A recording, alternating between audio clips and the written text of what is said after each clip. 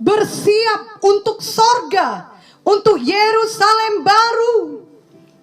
Jika seseorang hendak pindah rumah, apalagi ke kota lain atau negara lain, tentunya ia akan bersiap dengan sungguh-sungguh. Ia tidak akan sembarangan pindah rumah dan berkata, nanti apa jadinya di sana, maka terserah sajalah. Memanglah semua kita harus mempersiapkan diri sebaik mungkin untuk masa depan kita. Jika ada seseorang yang bekerja di suatu perusahaan di mana ia dipanggil oleh pimpinannya dan disampaikan bahwa dalam waktu 3 bulan ke depan ia ditugaskan untuk bekerja di cabang perusahaan mereka di Cina, maka sejak saat itu ia akan belajar membiasakan diri dengan cara hidup di sana. Kalau seandainya ia sudah memiliki keluarga dan anak di mana mereka harus ikut pindah bersamanya, maka ia akan mengurus dan memastikan agar anaknya dapat sekolah dengan baik di sana. Ia juga tentunya akan lebih sungguh-sungguh melatih kemampuannya berbahasa Inggris dan tentunya juga mempelajari bahasa Mandarin atau bahasa setempat di sana, sehingga ia dapat berkomunikasi dengan baik dengan orang-orang di sana. Dan tentunya yang terutama, ia memastikan bahwa perusahaannya telah menyediakan rumah tempat tinggal yang baik untuknya dan untuk keluarganya. Dengan kata lain, ia bersiap dengan sungguh-sungguh. Biarlah kita semua ingat bahwa semua kita pasti akan pindah rumah ke sorga, ke Yerusalem baru. Itulah rumah yang kekal bagi kita, tempat tinggal kita untuk selama-lamanya. Marilah kita bersiap dengan sebaik-baiknya, yakni dengan mengumpulkan harta kita di sorga dan bukan di bumi ini saja. Marilah kita semakin mengasihi Tuhan dan mengasihi sesama. Itulah hukum yang terutama. Kita percaya bahwasannya bahasa kasih adalah bahasa di sorga. Maksudnya kelak di sorga tidak akan ada lagi kebencian, iri hati, kejahatan. Namun yang ada hanyalah kasih. Itu sebabnya marilah dari sekarang kita melatih diri kita senantiasa hidup dengan bahasa kasih. Firman Tuhan sudah mengatakan bahwa semua akan berakhir kecuali kasih. 1 Korintus 13 ayat 8 berkata, kasih tidak berkesudahan, nubuat akan berakhir, bahasa roh akan berhenti, pengetahuan akan lenyap. 1 Korintus 13 ayat 13 berkata, demikianlah tinggal ketiga hal ini, yaitu iman, pengharapan, dan kasih. Dan yang paling besar diantaranya ialah kasih. Jadi biarlah fokus utama kita janganlah harta di dunia dengan segala ketenaran, juga kekuasaan, beserta semua hal lainnya yang bisa ditawarkan dunia ini. Kelak semua itu akan kita tinggalkan. Itu sebabnya biarlah fokus utama kita adalah memiliki dan mempraktekkan kasih Tuhan tiap-tiap hari dalam hidup kita. Bila selama ini kasih bukanlah merupakan fokus utama hidup kita, mari kita bertobat dan mohon Roh Kudus meluruskan jalan kita. Tuhan adalah kasih. Kita selamanya akan hidup di sorga bersama Tuhan di dalam kasih. Marilah sejak di dunia ini, setiap hari fokus utama kita adalah kita belajar semakin mengasihi Tuhan dan semakin mengasihi sesama manusia. Kiranya dunia ini dapat melihat gambaran Tuhan yang penuh kasih di dalam hidup kita sehari-hari. Dan biarlah kasih kita adalah kasih agape, kasih yang berkorban tanpa pamrih, dan kasih di dalam kebenaran. 1 Yohanes 3 ayat 18 berkata, anak-anakku, marilah kita mengasihi bukan dengan perkataan atau dengan lidah, tetapi dengan perbuatan dan dalam kebenaran.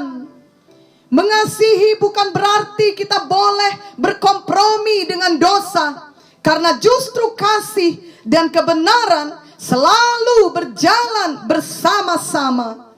Efesus 4 ayat 15 berkata, tetapi dengan teguh berpegang kepada kebenaran di dalam kasih, kita bertumbuh di dalam segala hal ke arah Dia, Kristus yang adalah kepala. Dan 1 Petrus 1 ayat 22 berkata, karena kamu telah menyucikan dirimu oleh ketaatan kepada kebenaran, sehingga kamu dapat mengamalkan kasih persaudaraan yang tulus ikhlas. Hendaklah kamu bersungguh-sungguh saling mengasihi dengan segenap hatimu.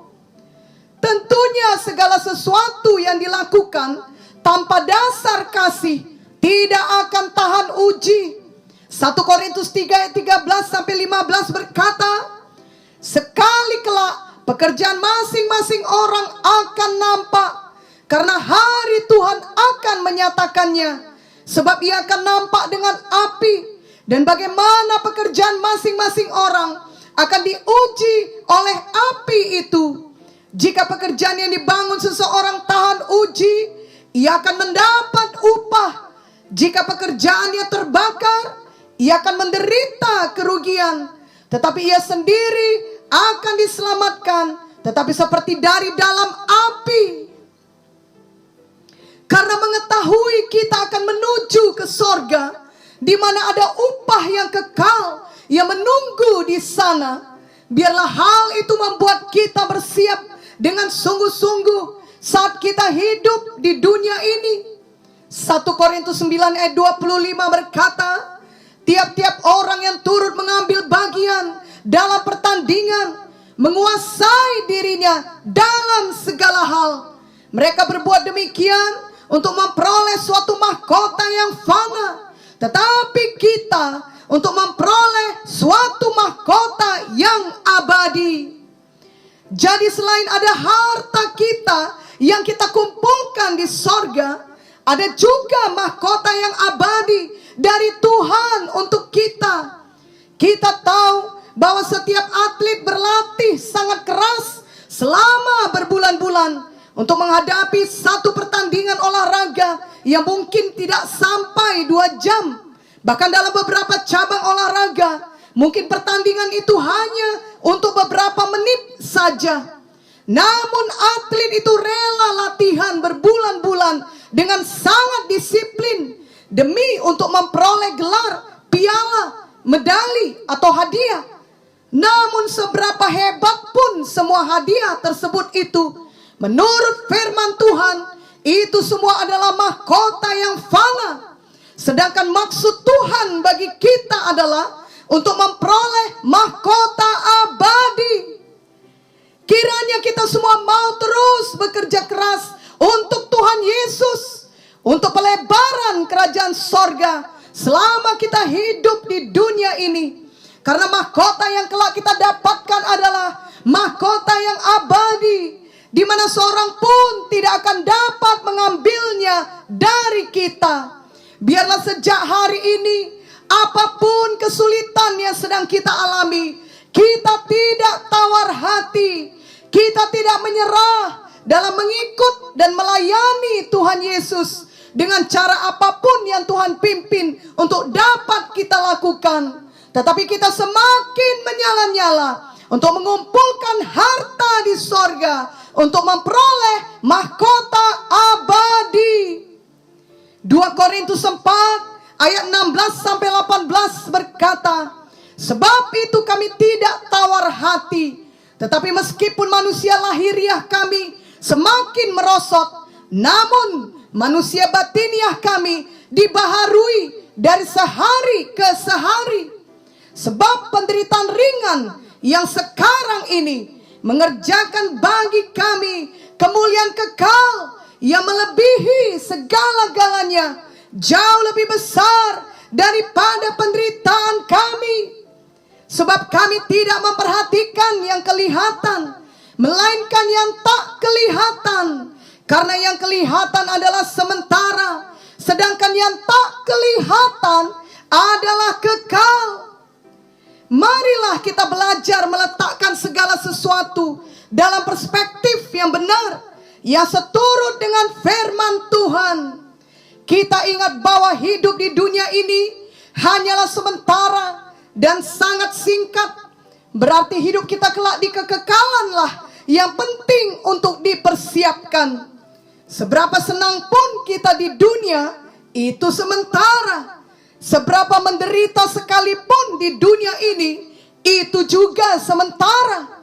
Dan sejujurnya, seberapa sehat pun kita, semua kita kelak tetap harus meninggalkan dunia ini.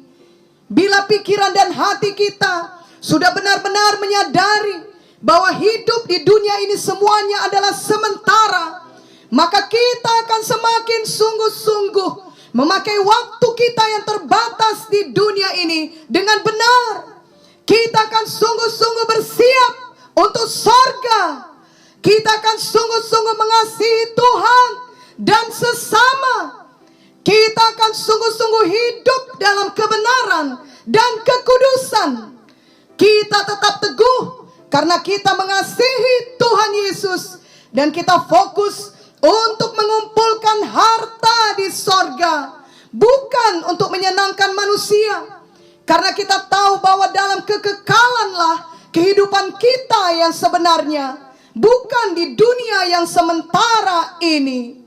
Kita mau sungguh-sungguh mempersiapkan diri kita untuk kehidupan yang akan datang, sehingga kapanpun datang waktunya bagi kita untuk pulang ke sorga, kita selalu siap. Bersiap untuk sorga tentunya dimulai dari hati kita yang selalu memikirkan kekekalan.